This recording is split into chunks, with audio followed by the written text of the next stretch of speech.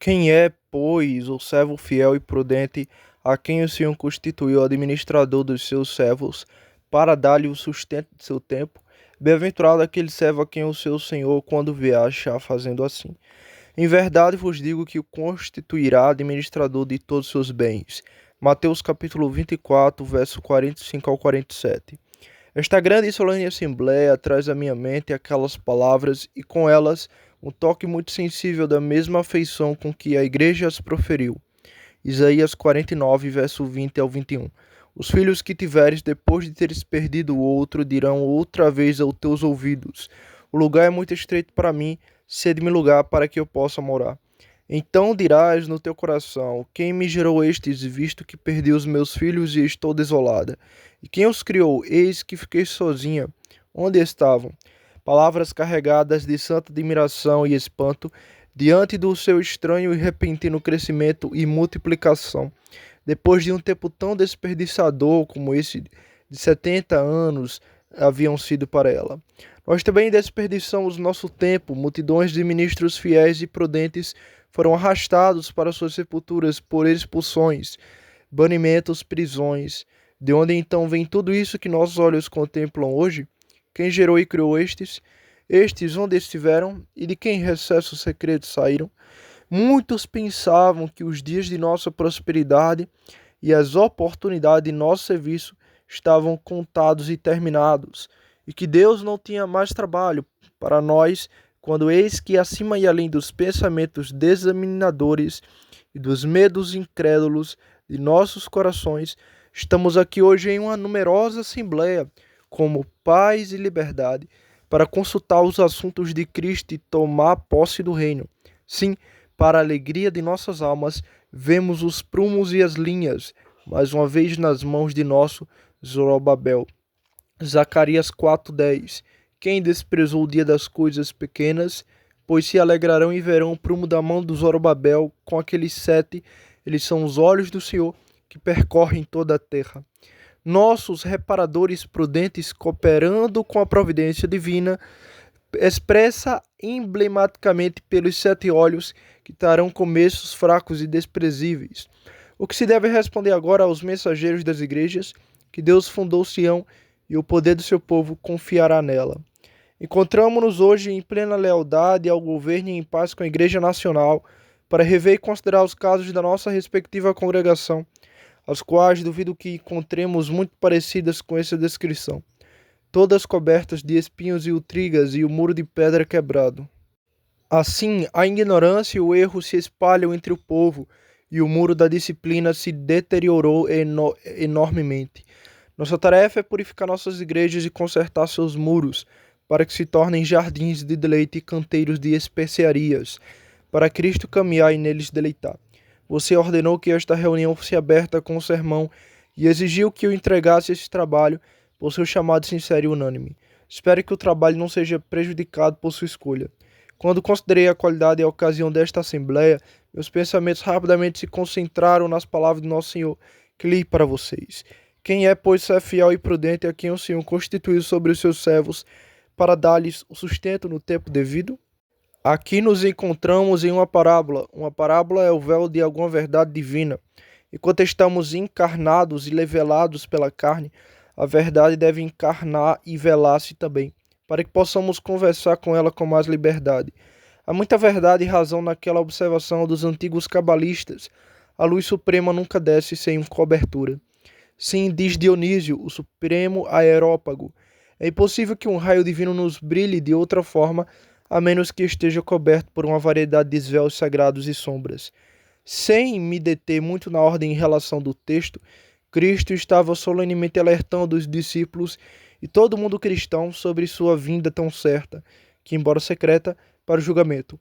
Portanto, para que se acautelem-se do luxo, da ociosidade e da segurança, dos pecados do mundo e que todos fossem encontrados em sua vinda, ele infere essa exortação do que a prudência comum ensinaria a qualquer servo, especialmente a qualquer mordomo em uma casa a fazer, a quem seu senhor confiou o cuidado de sua família. Todos concordam que as palavras têm uma referência especial e imediata aos ministros do Evangelho, os mordomos da casa de Cristo, a igreja, ou o senhor da família. E nelas encontramos, primeiro, um pastor evangélico descrito, segundo, a recompensa de quem responder à descrição proposta. Primeiro, a descrição de Cristo de um pastor evangélico, verso 45, que ele faz por meio de duas excelentes, essenciais qualidades ou qualificações, uma fiel e uma sábia, ambas as quais compõem o caráter de um ministro do evangelho completo, pois se for fiel não engana os outros, e se for sábio ou prudente, não é propenso a ser enganado. Sua prudência não permite que enganadores se aproveitem dele facilmente. E sua fidelidade não permitirá que ele se aproveite conscientemente do seu povo. Sua prudência o capacitará a discernir, e sua fidelidade o obrigará a distinguir alimento saudável ao seu rebanho. Portanto, essas duas qualificações reunidas formam um pastor segundo o coração de Deus, de acordo com Jeremias capítulo 3, verso 15. Ambas são encontradas em forma interrogativa de discurso no texto, mas concorda-se que essa pronúncia é hebraico e é mais hipotético do que interrogativo, porém nessa forma de discurso insinua-se a raridade e a dificuldade de encontrar tal servo, como Teófilo, ele é Teófilo e Glosa, ou e Crisóstomo por admiração, ou seja, quão raros e excelentes seriam tais servos. Essas são suas propriedades. Segundo, a recompensa daqueles que respondem a esses caracteres é proposta, primeiro, em apropriado, segundo, em termos metafóricos. Primeiro, em termos apropriados. Bem-aventurado aquele servo. Ele é certamente abençoado por Deus, qualquer que seja o seu tratamento por parte dos homens. Se ele for fiel, toda sua prudência não protegerá do ódio e da perseguição dos homens, mas basta que Cristo o chame e o considere abençoado, e aqueles a quem ele abençoa são verdadeira e eternamente abençoados. Segundo, em termos metafóricos, em verdade vos digo que o porá sobre todos os seus bens. Verso 47. Em alusão ao costume de grandes reis e generais, que costumavam preferir promover servos discretos e fiéis a cargos de eminente confiança, como o de Daniel e José. O sentido assim esclarecido se encaixa natural e facilmente neste. Doutor, que nosso Senhor Jesus Cristo recompensará amplamente os administradores fiéis e prudentes de sua casa no dia da prestação de contas. Este ponto se abrirá para você nestes três ramos doutrinários. Primeiro, que os ministros, no sentido especial, são os mordomos da casa de Cristo. Segundo, fidelidade e prudência são as qualificações necessárias dos mordomos de Cristo. Terceiro, onde quer que estes sejam encontrados, Cristo os recompensará abundantemente. Primeiro, ministros, em um sentido especial, são os mordomos ou principais servos da casa de Cristo. Assim fala o apóstolo em 1 Coríntios, capítulo 4, versículo 1, que os homens nos considerem como ministros de Cristo e despenseiros dos mistérios de Deus. A eles ele confiou a dispensação da palavra e dos sacramentos, que contém os grandes mistérios do reino de Deus. Toda pessoa que recebeu algum talento de Deus é um mordomo e prestará contas pelo emprego ou não desse talento no dia da auditoria. Mas os ministros são mordomos no sentido estrito e especial. Cristo os distingue dos demais, como os porteiros dos demais servos. Ninguém pode assumir esse ofício senão por ordem de Cristo, que é o mestre da família. Mas isso é óbvio demais para nos determos nele por mais tempo. Segundo, portanto, levaremos imediatamente em consideração as propriedades ou qualificações dos mordomos de Cristo, que são fidelidade, segundo, prudência, e considere-os, primeiro, distinta e conjuntamente. A fidelidade é um requisito essencial para um mordomo, conforme 1 Coríntios 4:2. Exige-se dos mordomos que sejam encontrados fiéis. Que fundamento há para a confiança onde não há verdade? Daí a solene incumbência de confiar a grande responsabilidade do ministério a homens fiéis. Paulo bendiz a Deus em 1 Timóteo 1, verso 11 ao 12, que o considerou fiel e o colocou no ministério. Essa fidelidade no que diz respeito a Deus e a nós mesmos e ao rebanho confiados inclui, primeiro, objetivos e intenções puros e espirituais. Segundo, sinceridade e integridade de coração. Terceiro, diligência no cumprimento do dever. Quarto, imparcialidade na administração da casa de Cristo. Quinto, e constância e perseverança inabaláveis até o fim. Primeiro, a fidelidade ministerial inclui objetivos e intenções puros e espirituais para Deus.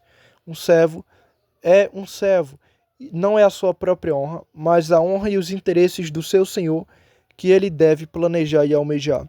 A fidelidade não tolera fins egoístas, disfarçados com a aparência de zelo por Cristo.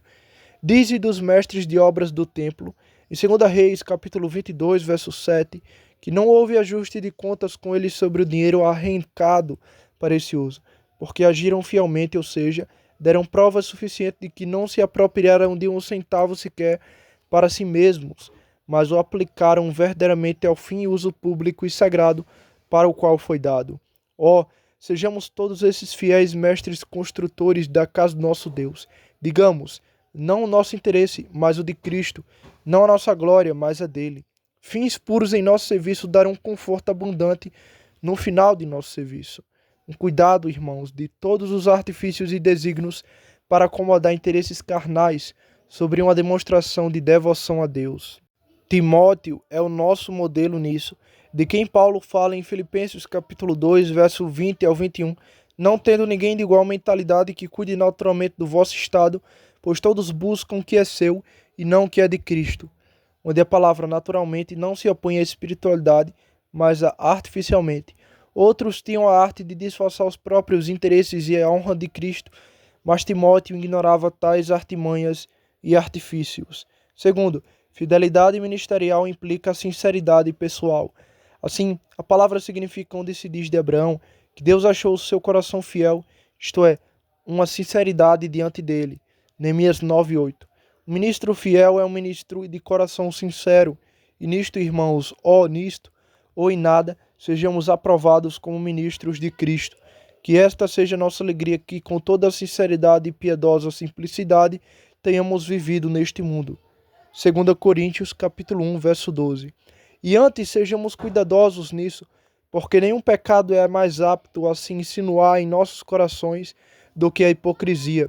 Nós, de todos os homens, corremos o maior perigo de sermos enganados por ela, pois a nossa ocupação está nas coisas espirituais e acerca delas somos, por isso mesmo, considerados homens espirituais. Mas é evidente a partir daí que um homem pode ser objetivamente espiritual e ao mesmo tempo carnal.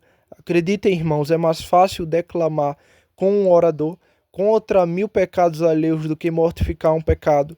Como cristãos em nós mesmos, ser mais diligentes em nossos púlpitos do que em nosso aposento, pregar 20 sermões ao nosso povo do que a nossos próprios corações. Acreditem, senhores, toda a nossa leitura, estudo e pregação não passa de uma hipocrisia insignificante, até que as coisas lidas, estudadas e pregadas sejam sentidas em algum grau em nossos próprios corações. Dizemos ao nosso povo que existem obras semelhantes, bem como obras salvadoras do Espírito, pelas quais suas almas, porque não as nossas, podem ser perdidas.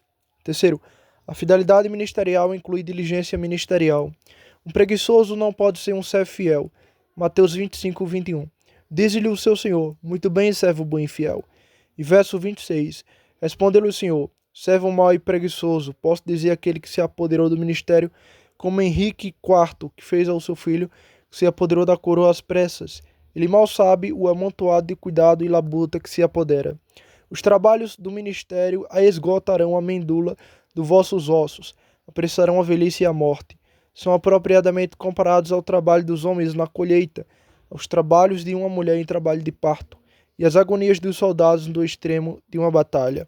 Devemos vigiar enquanto os outros dormem. E de fato não é tanto o gasto de nossos trabalhos, mas a perda deles que nos mata. Não acontece conosco como acontece com outros trabalhadores. Eles encontram o seu trabalho assim que o deixam, assim como nós não. O pecado e Satanás desvendam quase tudo o que fazemos. As impressões que causamos na alma de nosso povo em um sermão desaparecem antes do próximo. Quantas verdades temos para estudar? Quantas artimanhas de Satanás e mistérios de corrupção para detectar? Quantos casos de consciência para resolver? Sim, devemos lutar em defesa das verdades que pregamos, bem como estudá-las até a palidez e pregá-las até a fraqueza. Mas cabeça, coração, pulmão e tudo bem aproveitado, peito dolorido, pelo menos nos aprovar como servos fiéis de Cristo e ouvir aquela voz alegre de sua boca. Muito bem, servo bom e fiel. Quarto, A fidelidade ministerial inclui nossa imparcialidade em todas as administrações da casa de Cristo. Ó, com que extraordinária solenidade Paulo fala e exorta Timóteo. Conjuro-te diante de Deus e diante do Senhor, dos anjos eleitos, que guardes estas coisas sem precedência sobre uma coisa em detrimento da outra, nada fazendo por parcialidade. 1 Timóteo 5:21. Irmãos, em breve vocês comparecerão diante de um Deus imparcial. Sejam administradores imparciais. Tomem o mesmo cuidado, manifestem o mesmo amor, atendam com a mesma diligência as almas mais pobres e fracas que estão confiadas aos seus cuidados, assim como vocês atendem os ricos, os grandes e os honrados. Lembrem-se de que todas as almas são avaliadas com valor no livro do seu mestre, e o seu Redentor pagou tanto por uma quanto pela outra. As diferenças civis devem ser reconhecidas civilmente, mas estas não têm lugar em nossa administração espiritual. Quinto, por fim, a fidelidade ministerial inclui constância e firmeza, não um servo infiel ou vacilante, ser fiel até a morte e dar-te a coroa da vida. Apocalipse 2:10. Buscamos a fidelidade enquanto Deus estiver no céu, e Ele espera a constância enquanto estivermos na terra. Muitos de nós temos motivos para bendizer o Senhor e regozijar-nos grandemente em sua bondade neste dia, que nos capacitou a ser firmes e inabaláveis nas provocações que nos sobrevieram. E quando o grande terremoto abalou nossas liberdades, nossos bens, e fez nossos corações tremerem, ainda assim nossa resolução por Deus e sua verdade permaneceram firmes e inabaláveis. Nossos corações não recuaram, nem nossos passos recuaram. Embora estivéssemos quebrantados no lugar de dragões e cobertos pela sombra da morte. Devemos isso inteiramente àquele que segura as estrelas em sua mão direita, mas nossa guerra ainda não terminou. Nossa fidelidade ainda não é fidelidade até a morte. Esperamos que em breve seja chamada assim, enquanto envolve nossa abnegação, sinceridade, diligência, imparcialidade e constância. Essas são as principais coisas incluídas na primeira qualificação da fidelidade ministerial. Em seguida, poderemos e avaliemos. Segundo, a segunda qualificação no texto, a saber, a prudência ministerial. O servo do Senhor não deve ser apenas fiel, mas prudente, discreto e sábio. Fidelidade e honestidade fazem um bom cristão, mas a adição da prudência e a fidelidade faz um bom mordomo. A fidelidade fixará o olhar no objetivo certo, mas é a prudência que deve direcionar para os meios adequados de alcançá-lo. Se examinarmos Apocalipse 4, 6 e 7, encontraremos o emblema majestoso de verdadeiros ministros do Evangelho. Eles são homens cheios de olhos, possuem olhos que olham para Deus em busca de direção, para trás, para o rebanho que lideram, e dentro deles para seus próprios corações, para que, depois de pregarem os outros, não se tornem eles próprios rejeitados. Possuem também 6 asas, com 2 cobrem o rosto, manifestando sua profunda reverência a Deus, com 2 os pés cobrem, manifestando humilde senso de enfermidade, e com 2 voam com alegre expedição ao serviço de Deus. Possuem não apenas a coragem do leão, a força do boi, a altivez da águia, mas o rosto de um homem, ou seja, prudência e discrição. O uso da prudência para o ministro de Cristo é indizivelmente grande. Ela não apenas confere clareza e perspicazmente, libertando-os de paixões e impressões corporais, capacitando-o assim a aprender o que é melhor fazer, mas também a capacita em suas deliberações sobre os meios, a fazer a escolha mais adequada e apropriada e direcione a aplicação deles no momento mais oportuno, sem precipitação por excesso de presa ou risco, por atrasos tediosos. E julguem, irmãos, por isso, quão importante os assuntos do reino de Cristo têm nesta segunda qualificação. Sei que existe uma política carnal, uma peso delicada e indigna, que muitas vezes se disfarça sobre o nome de prudência, não tendo nada a ver com graças fingidas aqui. Minha tarefa é mostrar-lhes em que detalhes a verdadeira prudência ministerial é altamente útil aos assuntos da casa, o reino de Cristo. E sobre isso falarei brevemente em 2 aspectos. O olhar da prudência deve olhar, primeiro, ao nosso trabalho pessoal para ver que seja bem feito. Segundo, para outros que trabalham. Primeiro, conosco como amigos, para que possamos ter assistência a eles. Segundo, ou contra nós como inimigos, para que nossa obra não seja arruinada por eles. Primeiro, a prudência orientará os servos de Cristo em seu próprio trabalho ministerial para que seja bem feito. E para tanto os guiará em suas deliberações para os 6 seguintes meios adequados e expedientes excelentes. Primeiro, expediente prudencial. Primeiro, a prudência nos orientará a estabelecer uma boa base de conhecimento nas almas do nosso povo, catequizando-os e instruindo-nos nos princípios do cristianismo, sem os quais trabalhamos em vão. A menos que você tenha um povo sábio, provavelmente não terá um povo gracioso. As prudências de Paulo se baseiam muito nisso. 1 Coríntios capítulo 3, verso 10. Como sábio construtor, lancei o fundamento.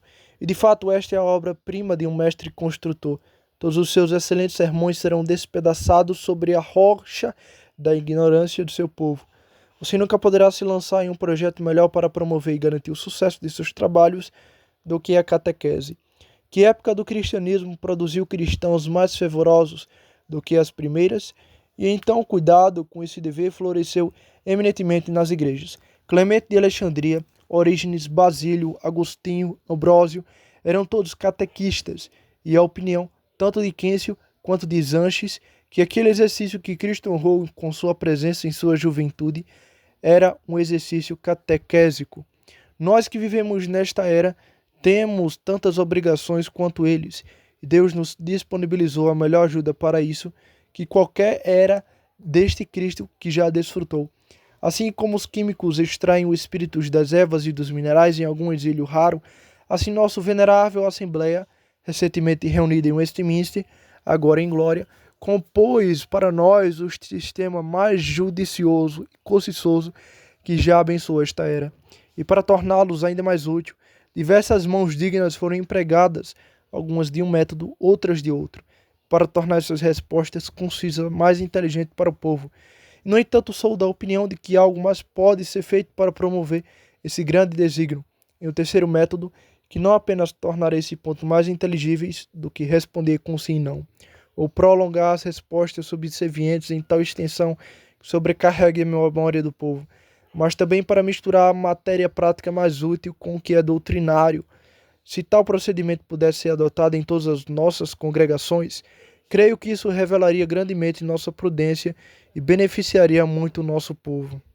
A prudência ministerial se revela na escolha de tais assuntos, pois as necessidades das almas do nosso povo exigem e clamam. O ministro prudente estudará as almas de seu povo mais do que os melhores livros humanos de sua biblioteca e não escolherá o que é mais fácil para ele, mas o que é mais necessário para eles. Ministros que estão familiarizados com a condição de seus rebanhos, como deveriam estar, raramente ficarão perdidos na escolha do próximo assunto. As necessidades de seu povo escolherão seu texto, de tempos em tempos para ele. A maior parte de nossas congregações é composta por pessoas pobres, ignorantes e não regeneradas, que não conhecem sua miséria nem seu remédio. Isso nos levará a grandes doutrinas de convicção, regeneração e fé.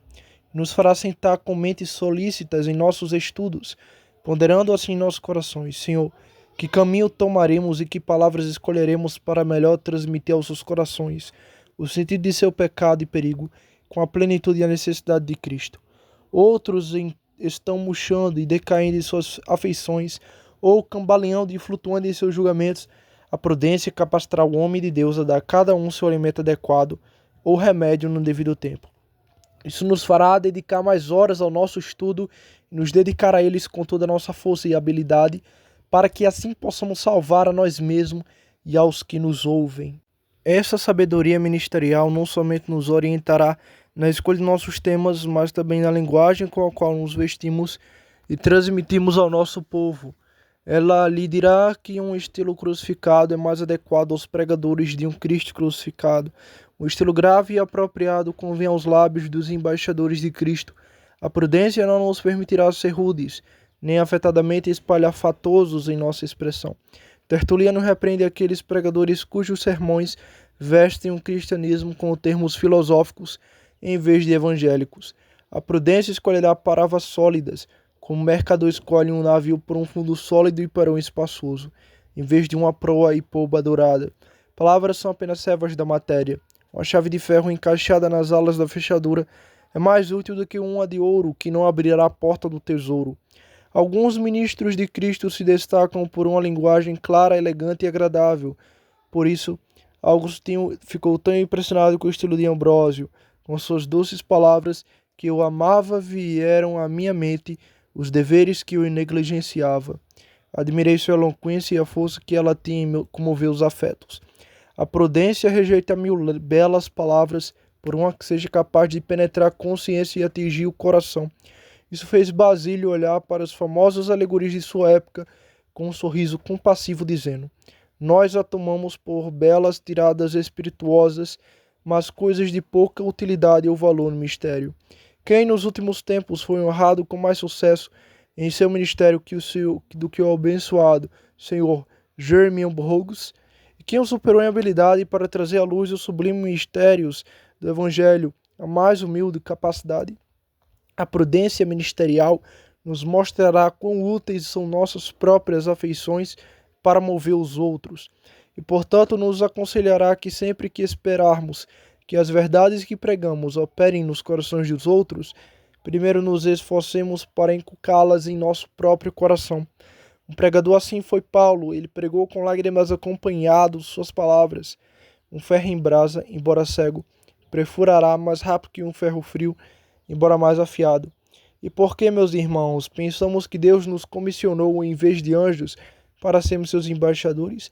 Não foi entre outras razões para isso, porque tendo estado sobre a mesma condenação e miséria, e sentindo tanto os terrores quanto as consolações do Espírito, poderíamos assim ser capazes de tratar os pecadores com mais sentimento e afeição, de uma forma mais condescendente com eles e, portanto, mais apta a comovê-los e conquistá-los. A prudência ministerial orientará os servos de Cristo a serem cuidadosos por meio do rigor e da gravidade de seu comportamento para manter sua estima na consciência de seu povo. Em seus púlpitos, vocês estão celebrando um tratado de paz entre Deus e eles, e, portanto, isso não permitirá que vocês façam nada em seus púlpitos para ampliar a brecha ou impedir o feliz vínculo entre Deus e eles. Os passarinheiros que estendem sua rede para capturar os pássaros não deixarão a pena nem fará o menor barulho para assustar o pássaro que pretende capturar. Que aqueles que não miram mais alto que um pássaro não sejam mais prudentes e cautelosos do que vocês. Lembrem-se de que Salomão diz em Provérbios 11:30, o que ganha almas é sábio. A prudência não permitirá que os ministros de Cristo se misturem com companhias vãs e tomem a mesma liberdade que tomam em piadas vãs e histórias ociosas. Nem permitirá, por outro lado, uma reserva sombria e uma austeridade desencorajadora, mas tempere a gravidade com afabilidade condescendente. A vocês que são jovens e candidatos ao ministério, ouso dirigir-me a vocês com um conselho oportuno, é este: cuidem desse espírito leve e arejado, que tanto prevalece em toda parte nesta era pouco séria.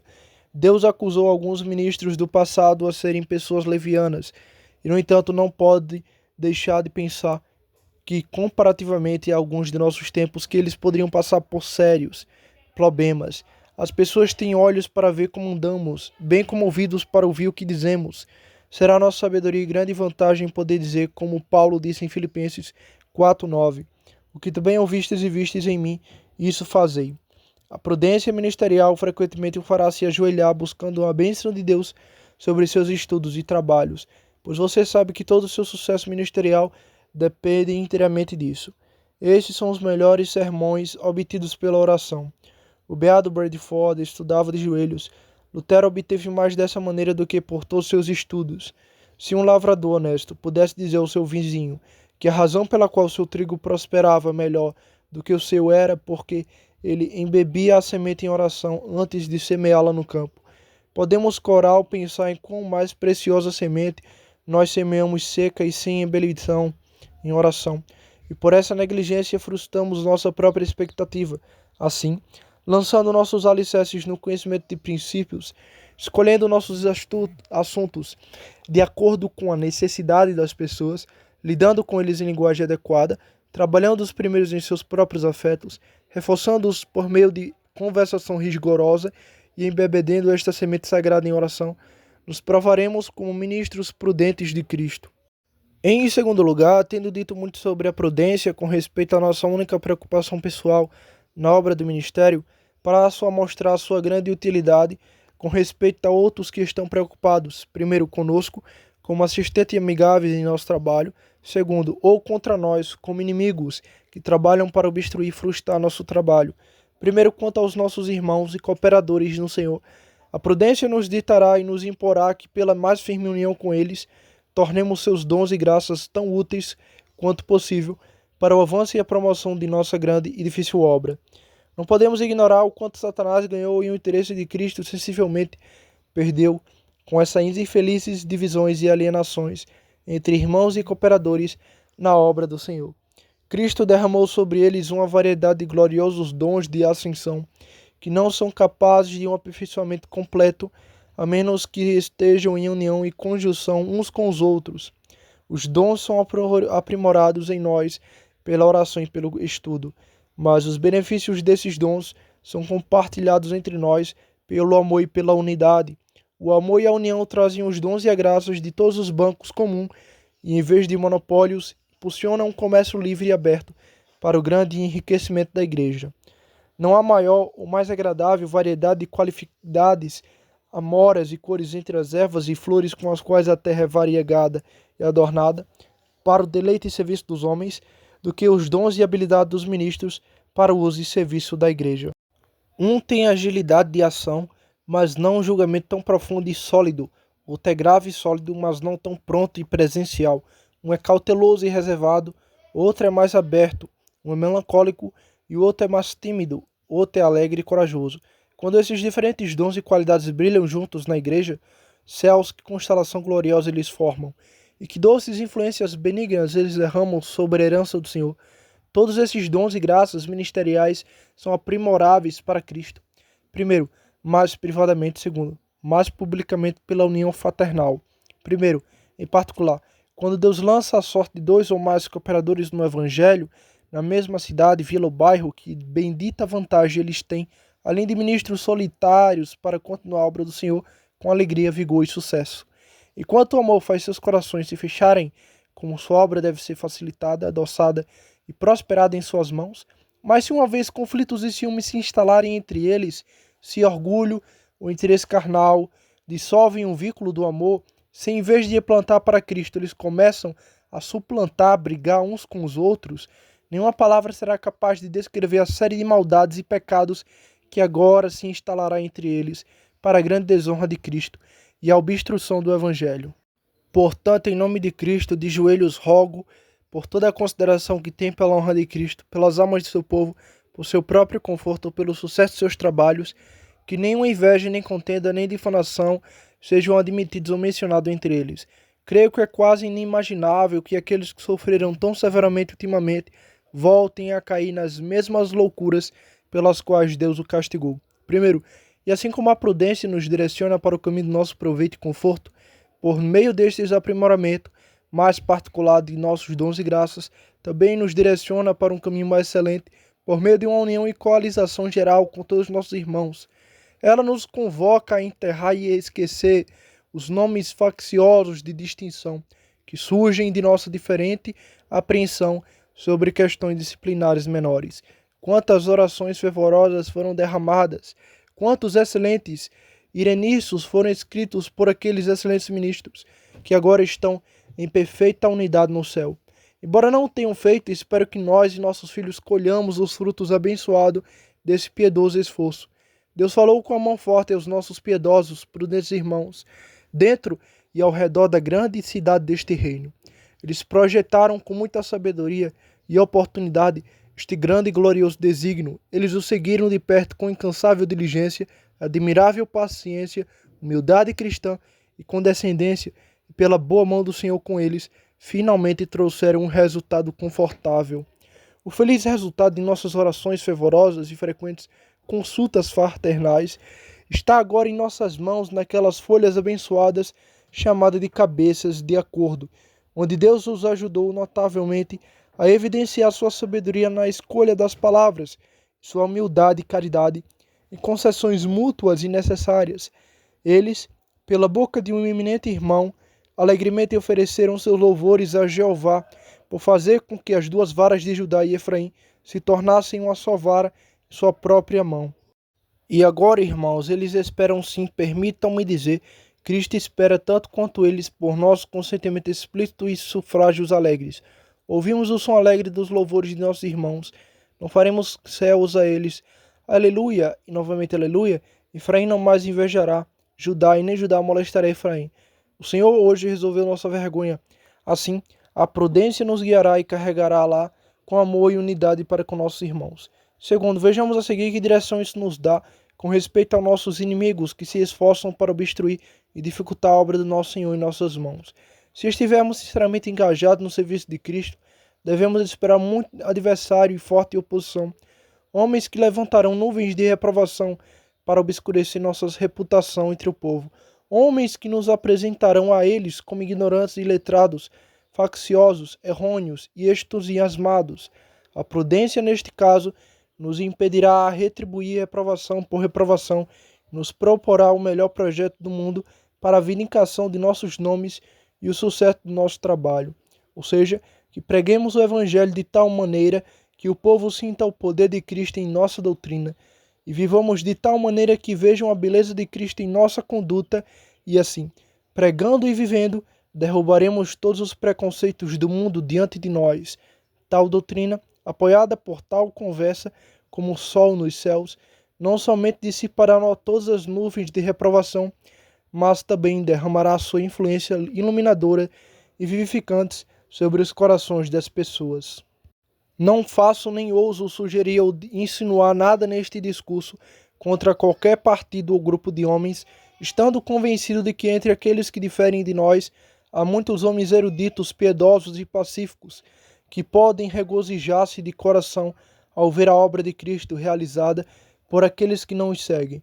Mas há alguns, quase em todos os lugares, que se preocupam mais com a cerimônia do que com a substância da religião, com a pedra no telhado do que com a pedra na fundação, cuja inveja, se não puder alcançar os outros por imitação, será inquieta até que se encontre por meio da calúnia.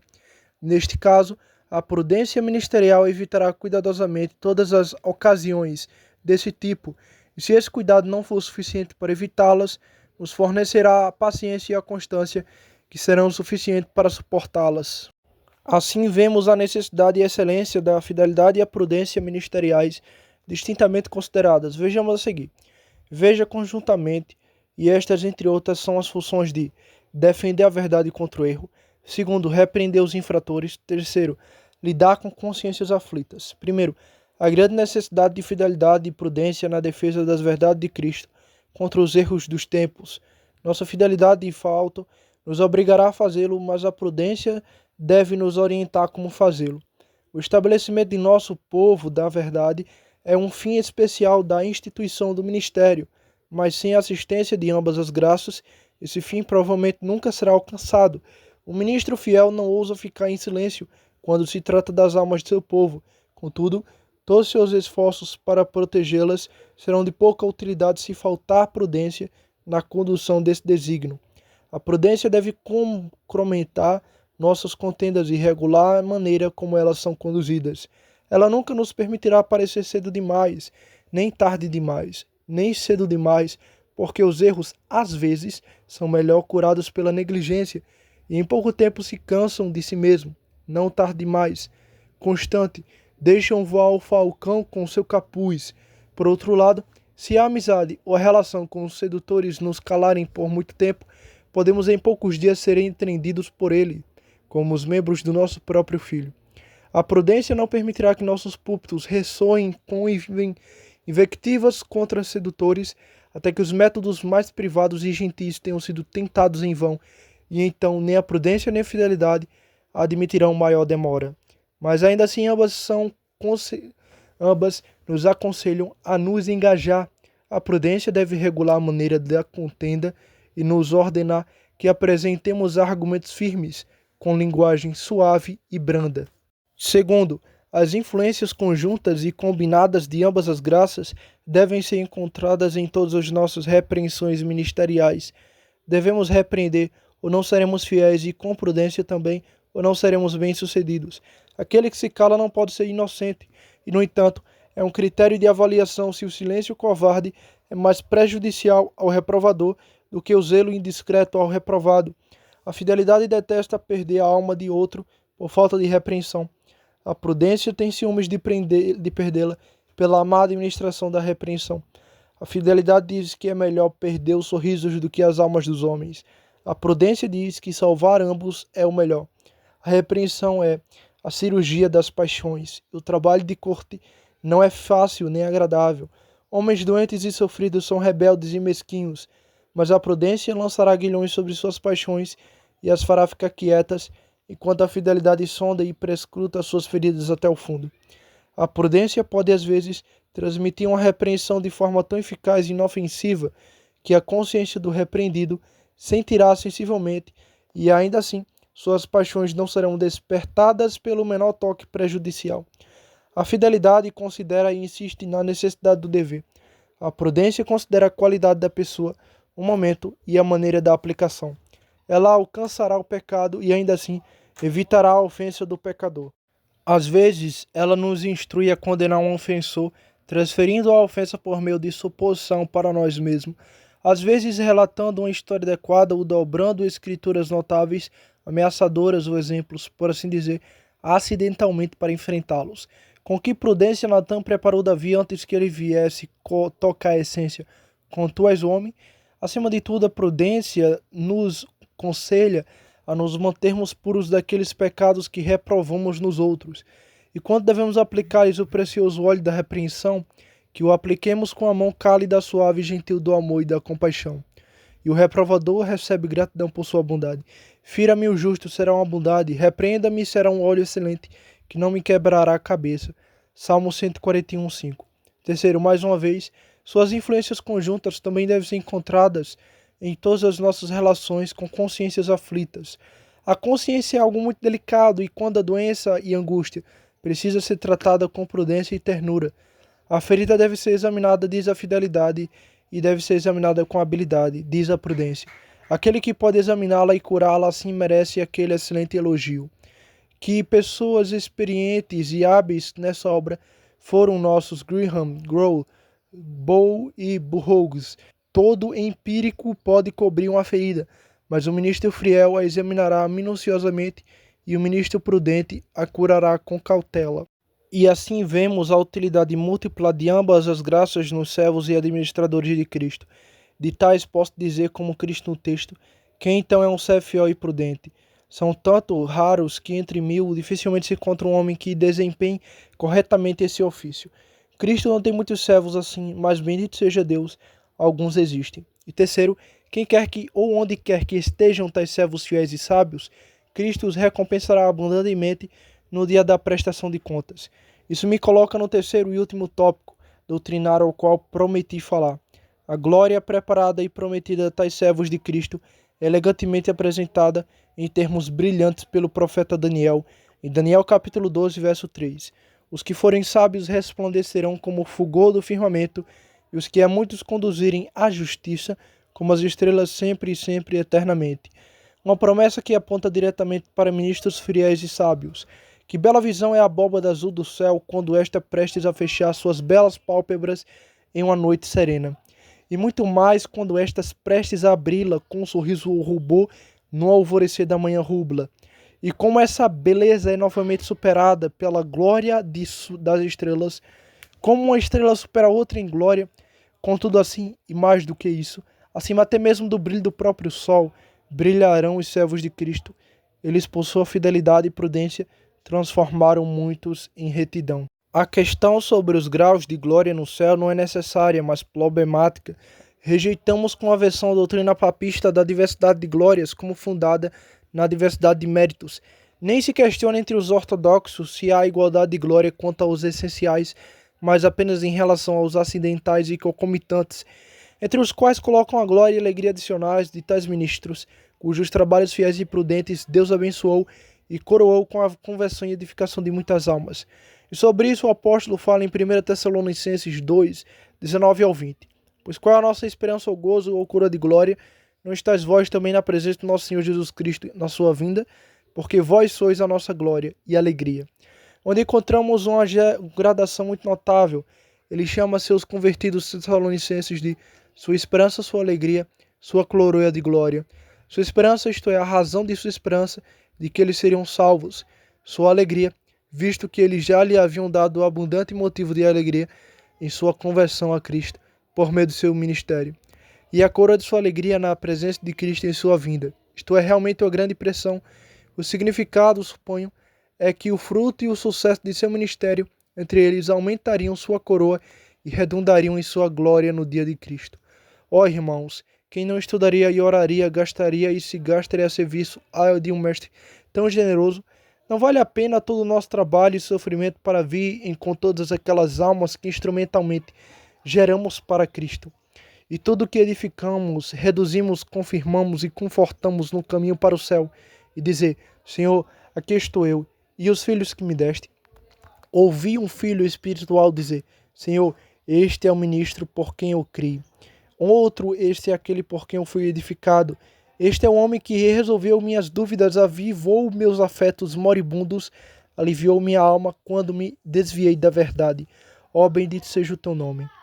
Ó senhores, servimos um bom Senhor que não é injusto para se esquecer da nossa obra e de nosso trabalho de amor por amor ao seu nome.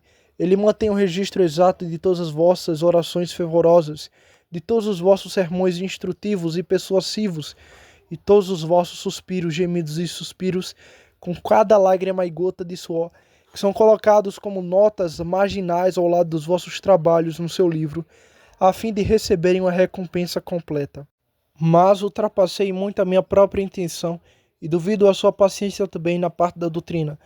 Considero a quem me dirijo e serei mais breve na aplicação, que abordarei rapidamente em 3 usos. Primeiro, para informação. Segundo, para repreensão. E terceiro, para exortação. Uso 1. E primeiro, para nossa formação, brevemente em 2 ou 3 sectários. Com sectário 1. Por isso parece que Cristo estabeleceu uma ordem e um governo em sua casa que ninguém deve violar.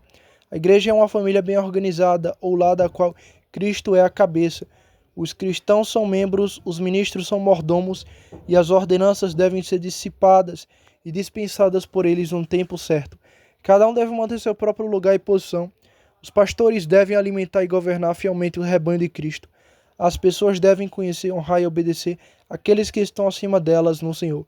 Um não deve impor nem o outro usurpar. Hebreus 13:17. Mas cada um ande segundo a regra de Cristo, com o pé direito de modo ordenado e decente. Esta ordem é a beleza da igreja, e verdadeiramente podemos esperar tanto da presença de Cristo, quanto temos de seu governo e ordem entre nós e nada mais. Ó, se as regras e ordens de sua casa fossem mais bem conhecidas e observadas. Então ministros e povo entenderiam claramente o que devem esperar um dos outros no cumprimento do dever, e cada pessoa manteria a sua posição adequada. Os ministros não invadiriam as vocações civis do povo, nem o povo a sagrada vocação do ministério, mas todas as coisas se moveriam ordenadamente. O prazer de tal visão transportaria as almas graciosas com alegria e prazer, assim como a ordem da casa de Salomão transportou a rainha do sul. Segundo consectário, à luz dessa verdade, podemos também ler nosso dever, como devemos nos governar na ordenação de homens para o ofício ministerial. Este ofício deve ser confiado a homens fiéis e capazes, não a pessoas novas. Sei que a necessidade das igrejas são grandes, mas não mais pressa para suprir suas necessidades do que a boa velocidade. É o suficiente. É menos arriscado colocar um rubisco ignorante na botica para compor e preparar remédios para os corpos dos homens do que confiar a um homem destituído de fidelidade e prudência a dispensação das ordenanças de Cristo para as almas dos homens. Alguns homens são movidos por fins miseráveis e baixos. Constituiu-me sacerdote, para que eu coma um pedaço de pão. 1 Samuel 2:36. Alguns por ambição, considerando-se tão capazes e santos quanto os melhores. Quais são os fins secretos dos homens, não podemos saber, mas suas qualificações para esta obra podemos e devemos saber. Somos solenemente incumbidos de não impor as mãos precipitadamente sobre alguém. 1 Timóteo 5:22. Na época de Salomão, os judeus eram extremamente cuidadosos e cautelosos em admitir prosélitos, porque eram então um estado próspero e florescente. Não tão cautelosos em tempos de adversidade, como Joséfo observa. Eu não desencorajaria ninguém que parecesse ter inclinações piedosas, combinações com qualificações competentes. Muitos são úteis, mas não podem ser excelentes. Dons mais fracos, enraizados em um coração gracioso, crescerão com uso, mas nada cresce sem raiz. Creio que os homens mais simples prestarão o maior serviço à Igreja de Cristo, como a meiga Lia, que deu à luz mais filhos do que a bela Raquel. Mas ainda assim fidelidade e prudência são qualificações indispensáveis. Terceiro consectário: se há tais recompensas nas mãos de Cristo para todos os seus servos fiéis e sábios, então não temos justa causa ou razão para nos arrependermos de nossa escolha deste ofício, quaisquer que sejam os sofrimentos e reprovações a que eles nos exponham ou possam nos expor. Creio que nenhum de nós jamais sentiu tais dificuldades, suportou tais misérias ou suportou tais trabalhos, como o apóstolo menciona que lhe sobrevieram, e ainda assim ele agradece de coração ao Senhor Jesus Cristo, que o considerou fiel e colocou no ministério. Irmãos, servimos a um bom mestre e temos motivos para admirar seu cuidado por nós e sua generosidade conosco, e independentemente do que temos sofrido, podemos dizer aos nos que sucederão, como Tossano fez aos seus filhos e parentes em seu testamento. Eu os exorto, meus queridos filhos e parentes, a que nunca se envergonhem da verdade evangélica, seja por causa de ofensas que surgem dentro da igreja, seja por perseguições fora dela. A verdade pode trabalhar, mas não pode ser suprimida, e muitas vezes descobri por experiência própria que o Senhor está maravilhosamente presente com aqueles que andam diante dele diligentemente e retamente. Ele tem sido um Deus bom para nós, ele nos cobriu em dia de perigo, providenciou para nós e para nossos, e ainda assim suas melhores recompensas ficaram para trás.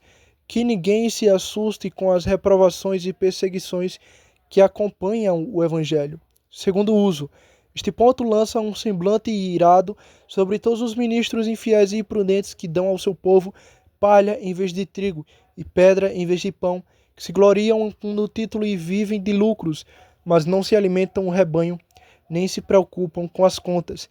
Eles pregam, oram porque precisam fazê-lo, mas ninguém se beneficia com suas orações ou pregações. Parecem trabalhar 1 ou 2 semanas por hora, mas seu trabalho não rende nada, nem se pode esperar que rendem nada de bom, enquanto não são animados pela fidelidade, nem guiados pela prudência. A Agrícola, escrevendo sobre animais e substâncias, nos fala de um certo tipo de espírito que conversam com minerais e infestam aqueles que trabalham nele. Eles parecem se ocupar de acordo com o costume dos trabalhadores.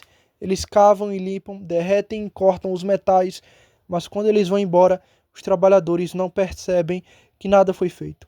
Não vim aqui para lidar com esse tipo de homem, portanto, os deixarei considerar as palavras imediatamente após meu texto, que como um trovão da boca de Cristo, descarrega sobre eles infortúnios e ameaças.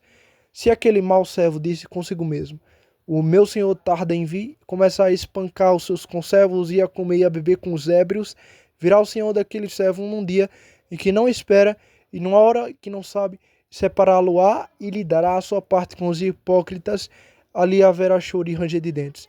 Que poderá agravar mais a miséria deles do que estas palavras de Cristo? Mas estou principalmente preocupado neste momento com nossos próprios defeitos, tanto em fidelidade quanto em prudência, embora nenhum deles, espero, esteja totalmente ausentes em nós. Nossos defeitos e deficiências podem e devem nos humilhar. Nosso vão gasto e muito tempo precioso, nossa pressa arrastada em um estudo tão importante como é a salvação do nosso povo, nosso silêncio pecaminoso quando a consciência diz: repreenda a nossa frieza e indiferença, nossas conversas frívolas e inúteis. Tudo isso revela evidentemente que tanto nosso cérebro quanto nossa estranha precisam de mais força e ternura. Não insistirei aqui nesses detalhes, mas apressarei para a exortação e, com isso, para o encerramento deste discurso. Uso 3. A fidelidade e a prudência são requisitos essenciais dos servos e admiradores da casa de Cristo, e ele as recompensará tão amplamente em quem quer que as encontre, então que seja nosso cuidado e estudo nos aprovarmos diante dele, como ele aqui descreve e encoraja. Mas quem sou eu para administrar uma obra como esta entre homens em todo sentido superiores a mim? No entanto, você me chamou para este serviço e Cristo me direcionou para este assunto. E se eu agora silenciosamente ignorar esta parte do meu trabalho, como poderei me tornar um servo fiel ou prudente para aquele que me enviou? Desespero-me, pois jamais ter outra oportunidade semelhante. Vejo muitos rostos nesta assembleia que nunca mais verei neste mundo.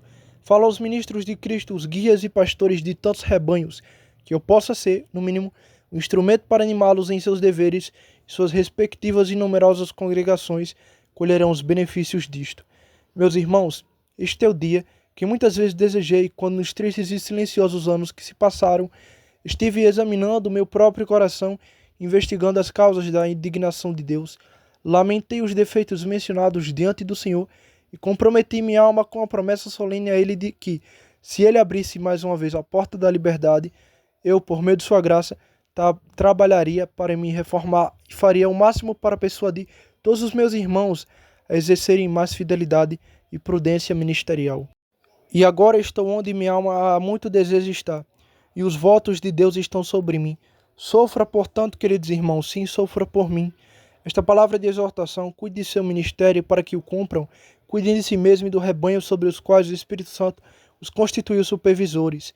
Estudemos e preguemos assim, oremos e conversemos com nosso povo, para que possamos salvar nós mesmos e aos que nos ouvem. Administremos com frugalidade e diligência nosso tempo e talento para Cristo. Planejemos com prudência, executemos com zelo e unanimidade nosso santo plano, para o avanço de seu reino e interesse no mundo.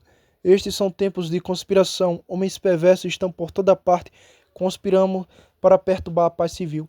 Temos também nossa conspiração, uma conspiração honesta para promover o interesse de Cristo nas almas de nosso povo, na qual também promoveremos e asseguremos a paz civil daquele governo feliz sobre o qual vivemos. Aprendamos prudência com nossa loucura passada e constância com nossas experiências passadas. Considero vocês, ministros idosos, como madeira temperada, que ficou exposta ao tempo por quase 30 anos sem se deformar, chover ou apodrecer. Confesso que em todo esse tempo o sol não provou muita força de sua influência sobre nós, embora as tempestades o tenham feito. Suspeito que nosso maior perigo estará sobre o sol da liberdade. Se o mantivermos agora e enfrentarmos essa provação pela liberdade, com eminente fidelidade e prudência, Cristo poderá nos considerar materiais adequados para construir sua casa. Redimamos agora nosso muito sábado silencioso, com o dobro ou o triplo de aperfeiçoamento daqueles que desfrutamos. Que nenhum de nós ouse trazer nossos antigos pecados para nossos novos púlpitos. Então, o príncipe dos pastores se deleitará em nós aqui e coroará nossa prudente fidelidade com plena recompensa no além. Para isso, permita-me sugerir estas 3 coisas como motivo nas quais vale a pena pensar. Temos uma solene incumbência que nos foi dada por Cristo. Em breve teremos uma prestação de conta solene com Cristo. Agora temos uma grande oportunidade de melhorar para Cristo. Primeiro, temos uma solene incumbência. Conjuro-te, pois, diante de Deus do Senhor Jesus Cristo, que há de julgar os vivos e os mortos, que pregue a palavra, inste a tempo e fora de tempo, repreenda, exorte com toda longanimidade e doutrina. 2 Timóteo 4, 1-2. Deve ser de fato um ópio poderoso, capaz de entorpecer e torpecer a consciência de um ministro, a ponto de que ele não sentia a terrível autoridade de tal incumbência. As almas preciosas e imortais dos homens são confiadas a nós, almas sobre as quais Deus tem pensado sobre a eternidade, mas para cuja compra Cristo derramou seu próprio sangue, para cuja conquista e depositação para si mesmo, ele os colocou neste ofício, de cujas mãos ele também exigirá uma prestação de contas no grande dia. Segundo, temos uma prestação de contas solene naquele dia para prestar com Cristo. Velamos por suas almas como aqueles que hão de prestar contas. Hebreus 13, 17. E que pode excitar mais poderosamente a diligência fiel no cumprimento do dever do que a consideração daquele dia. Irmãos, tenhamos cuidado para não cometer ou negligenciar qualquer coisa que possa nos aproximar dos terrores daquele dia. Que nossa dedicação e fidelidade, nossa constância e seriedade impulsionem um testemunho de nossas congregações, como o apóstolo fez em Atos 28 e 26, de que estamos limpos do sangue de todos os homens. Terceiro, temos uma grande oportunidade de melhorar por Cristo. Se o fizermos, cumpriremos sua missão e escaparemos dos terrores de seu julgamento naquele grande dia. Temos agora, se não me engano, a melhor temporada que já desfrutamos desde que pregamos a Cristo pela primeira vez. Se isso se perder, que este ano se poderemos esperar algo semelhante.